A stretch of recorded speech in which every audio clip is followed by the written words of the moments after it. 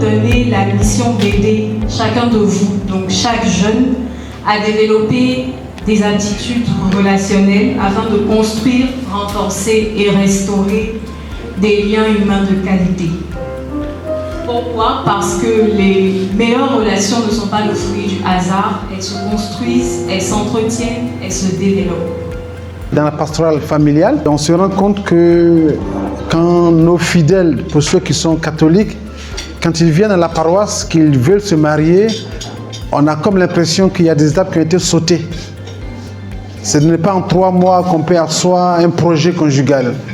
Donc on s'est rendu compte qu'il faudrait que juste après, pour l'Église, les sacrements, et quand nos jeunes commencent par travailler, déjà nos amis du chemin ne font qu'un fiancé. Donc on s'inscrit un peu dans cette dynamique-là, mais on voudrait apporter tout l'accompagnement au niveau humain, au niveau pour que ces personnes, dans leur choix, aient des choix équilibrés, des choix éclairés. Donc la vision est venue d'un constat, et en échangeant avec les enseignants du CIRPA, ils ont aussi rendu compte qu'il fallait qu'on mette en place un espace d'écoute, de formation pour accompagner toutes ces personnes qui rentrent en relation humaine, pour qu'ils aient des choix, c'est une connaissance de soi. Et moi, étant en France, je me suis rendu compte qu'il y a beaucoup de diocèses qui sont dotés de maisons pour ça. Et quand je suis rentré en Côte d'Ivoire, j'en ai parlé au cardinal Jean-Pierre Coutuan. Donc, mais toujours pour des questions financières, on n'a pas de salle, on n'a pas de lieu. Et puis j'accompagne quelques couples au mariage qui ont porté, c'est eux qui nous offrent même l'espace ici. Ils se sont rendus compte que comment on aide nos jeunes avant d'avoir le projet de mariage à avoir des relations amicales épanouissantes. Voilà. Ailleurs, en France, au Canada, il y a des structures, des maisons où interviennent plus de compétences pour accompagner, ouverts à vraiment se veut laïque, vraiment ouvert des musulmans, à des non-chrétiens forcément, puisqu'on cherche le bien des personnes. Voilà. Maintenant, après, s'ils veulent maintenant poursuivre au niveau spirituel, on les conduit vers la paroisse, vers les paroisses, ou vers le comité évangélique, peu importe, vers leur mosquée. Mais on veut d'abord que les personnes se rendent compte que nous avons toutes les compétences aujourd'hui pour aider l'homme à se retrouver, à se guérir. Et cela répond aussi aux besoins du pape François. Il a écrit l'encyclique Amoris Laetitia. Il veut que l'Église mette en contribution les compétences humaines pour la relation humaine. Donc je pense qu'on répond aussi à un besoin de notre vénéré pape François. C'est une école en guillemets, c'est une maison ou un espace d'abord pour la relation humaine, affective. Voilà. À différents états de vie, c'est vrai que plus tard on prendra en compte ceux déjà constitués en couple pour les accompagner. Mais pour l'instant, on s'est dit que comment nos jeunes qui vont travailler, comment on les aide dans leur aventure amoureuse d'abord. Voilà. C'est vrai que pour moi qui suis impliqué dans l'école du mariage, il y a des demandes. Donc on verra avec d'autres structures, d'autres communautés déjà constituées, comment est-ce qu'on met ensemble nos forces pour qu'on puisse avoir un calendrier de sessions pour les couples. Voilà. Mais pour l'instant, on commence d'abord sur les jeunes non encore engagés au niveau officiel dans la relation, pour savoir s'ils sont dans le bon tempo, comment on les accompagne dans leur choix. Des hommes, ils savent qu'il y a un espace, il y a un lieu, il y a un contact, voilà. L'écoute fait partie intégrante puisque ça c'est d'abord la partie formation atelier, mais viendra la partie écoute individuelle, accompagnement individuel, ça c'est nécessaire puisque je pense que c'est tout l'enjeu qu'il y ait un accompagnement qui se met en place déjà. Donc on doit une cellule d'écoute et d'accompagnement. En termes de l'atelier, on aura le contact pour ceux et celles qui souhaiteraient. Comme c'est un parcours, là aujourd'hui on lance le parcours avec ce thème-ci, il y aura d'autres thèmes qui vont s'enchaîner. On aura un parcours, ça peut être en 3 et 4 mois.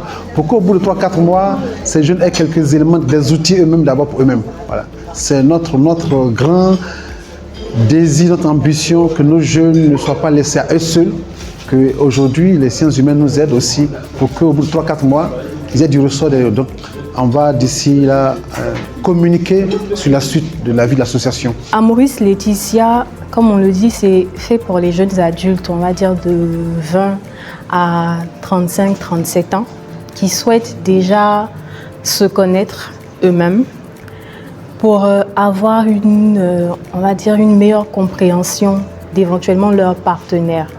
Donc, pour des célibataires qui veulent apprendre à se connaître, apprendre à faire des choix responsables, que ce soit le choix du partenaire de vie, que ce soit des choix affectifs, sociaux. Donc ça peut être aussi pour des personnes qui sont en cheminement, donc des couples qui ne sont pas forcément officiels pour le moment, donc qui apprennent à se connaître, qui veulent aspirer au mariage, donc qui ont besoin, on va dire, d'un suivi, d'être rassurés en tout cas sur leur choix de vie, de prendre les bonnes décisions, de faire face à leurs émotions et de gérer éventuellement les conflits qui pourraient arriver. Donc c'est tout un accompagnement, on va dire, préventif pour être sûr d'avoir une relation équilibrée, tout un accompagnement préventif pour, j'ai envie de te dire, être des célibataires aussi sains d'esprit, sains dans leur quotidien, des personnes en tout cas équilibrées peut-être qui seraient prêts maintenant pour rencontrer un partenaire de vie et pour construire un projet. Donc pour tout ce petit monde-là qui nécessite un accompagnement quand on n'a pas forcément de repères, quand on est à l'ère du numérique où les choses sont précaires, c'est fragile, ça se gâte du jour au lendemain. C'est important qu'on nous forme sur la question des relations, sur la question de tout ce qui est affectivité, tout ce qui est développement relationnel. Le changement commence par soi-même. Si nous voulons que les autres changent, il faut qu'on commence par changer nous-mêmes. Et cela passe par la connaissance de soi. Et si on se connaît, et comme je dis, l'autre est notre prochain, alors si on se connaît, par ricochet, on pourra connaître l'autre. Il faut avoir un dialogue avec soi-même parce qu'on passe tout le temps sans véritablement se parler à nous-mêmes. Et si on ne se parle pas à nous-mêmes, on ne s'interroge pas sur nous-mêmes, on ne peut pas se connaître. C'est d'organiser un dialogue entre les trois entités que j'aime souvent nommer. Il y a le corps physique, il y a l'âme et il y a l'esprit. Et au soir, au repos, il faut convoquer ces trois entités à une réunion.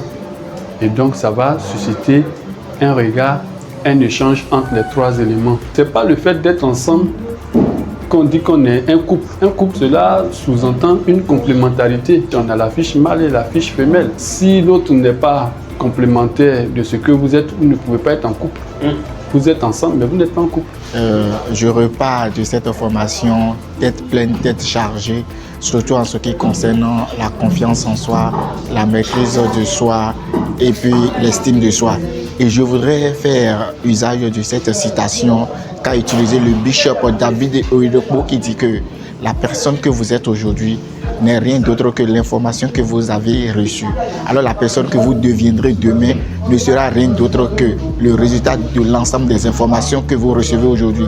Parce que tout ce que nous avons reçu aujourd'hui aura un impact positif sur notre avenir, sur notre vie de couple et sur notre foyer. Je repars de cette formation avec l'information selon laquelle on ne doit pas écouter pour préparer une réponse, mais on écoute pour comprendre notre interlocuteur et savoir ce que cette personne ressent vraiment. Je repars chargée, je repars avec des incompréhensions que j'avais, que maintenant tout est clair. Et j'ai vraiment aimé participer à cette formation. L'association n'est pas seulement faite pour les personnes mariées. Elle est principalement pas faite pour les personnes mariées, principalement parce que l'idée c'est d'accompagner les personnes avant d'entrer dans le mariage pour ne pas qu'en entrant dans le mariage, on aille vers la fin. On ne se marie pas en pensant à divorcer. Et pour ce faire, pour réussir cela, et ça commence par une base. Et cette base-là, c'est se connaître. Et c'est la première des choses, apprendre à se connaître. Et je pense que si on se connaît, mieux on se connaît, on connaît son partenaire, on connaît l'autre. Donc, j'invite ceux qui sont intéressés ou qui ne comprennent pas bien à ne pas hésiter à s'approcher, poser des questions pour qu'on puisse leur présenter ce que c'est exactement. Donc tout ce que le Père a présenté quand il nous a cooptés pour cette association, c'est la providence divine qu'il a mise sur notre chemin. Parce que les problèmes relationnels, que ce soit personnellement ou en famille, c'est des choses qui touchent majoritairement une grande partie de la population jeune. Parce qu'on devient jeune en ayant été petit, Et on a été petit, adolescent, on grandit avec soit des blessures, ça peut être des joies, des peines, mais en tout cas, on grandit avec beaucoup de choses. Et ce sont ces éléments-là qui construisent ce que nous devenons. Et si aujourd'hui, il y a beaucoup de relations qui sont mal vues, qui se cassent à chaque bout de champ, c'est à cause sûrement du vécu. Et on l'a dit aussi, hein, c'est à cause du vécu, c'est à cause de ce qu'on a gardé au fond. Et l'idée du père Claude Tano de monter une association pareille, et je me dis que c'est l'œuvre du Seigneur. Et franchement, je l'ai béni pour, on l'a béni pour, et on l'a remercié de nous avoir cooptés parce que ça répondait grandement à ce qu'on avait comme besoin.